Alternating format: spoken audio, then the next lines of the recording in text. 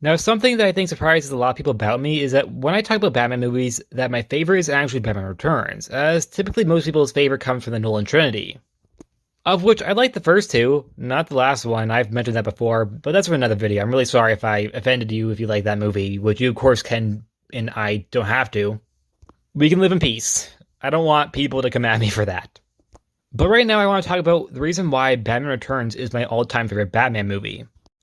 Now, an argument that is often made about this movie's flaws is that Michael Keaton's Batman is overshadowed by Catwoman and Penguin, which, while I can see where fans and even Michael Keaton himself is coming from, personally I think while maybe his Batman doesn't come across as being as bold as the villains, I would argue his Bruce Wayne does, with how the character is presented, as well as for his flirtation with Selina Kyle AKA Catwoman. And we see that he himself is also a little crazy because he isn't put off by Selina Kyle being, also crazy.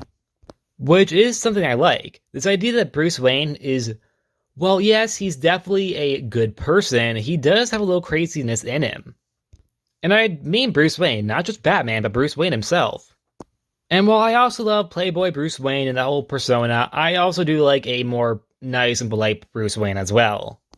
He kind of comes across as that, nice guy, but also has a dark side to him. Or at least an edge that makes him come across as if he is very much able to compete with someone like Selina Kyle, who is very clearly very much on the crazier side of things. Speaking of Catwoman, something that I think that is a very bold move that is made here is that Michelle Pfeiffer's Catwoman isn't comic accurate. But that doesn't matter. Because the character's portrayal is so bold and out there that you can't just overlook the fact that, yes, she is very different in the comics. And the character's cat-like qualities being played into in a way that is creepy and disturbing rather than campy is a very interesting idea. Because up to this point, Catwoman in the comics and in that 1960 TV show was always played in a more campy type of way when it comes down to her qualities of being more cat-like. Here, they went into a more creepy direction, which I really like. The character's psyche breaking as the movie goes on is amazing to watch, as well as the commentary made by the character about the sexism in the workspace.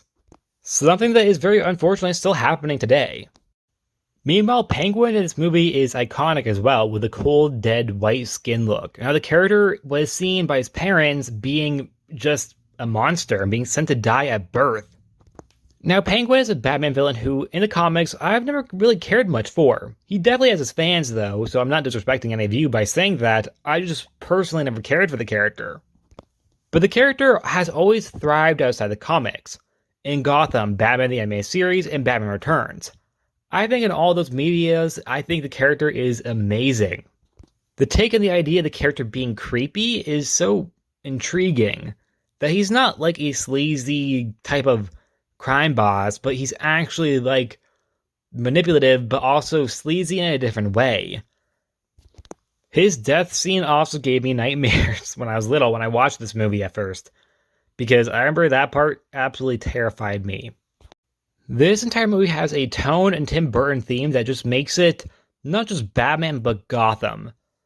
Everything feels so much like the 80s Batman comics, as well as the Long Halloween comic and Dark Victory, my personal favorite series. And it just comes together and makes a beautiful aesthetic.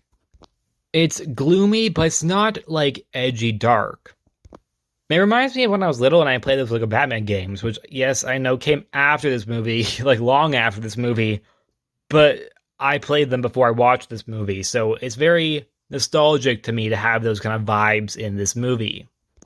It's just a good movie all around. And not just a good movie, but a good Batman movie, which I think is an important distinction. Because Batman has a lot of movies. Some of which are really good, some of which are really bad. This one is definitely one of the good ones. And in my personal opinion, the best one. But like I said, it's my favorite, so I'm biased. You can very much like a different Batman movie over this one, without a doubt. It's just my personal opinion. And that's it. Like always, please subscribe, and I'll see you guys next time. Bye!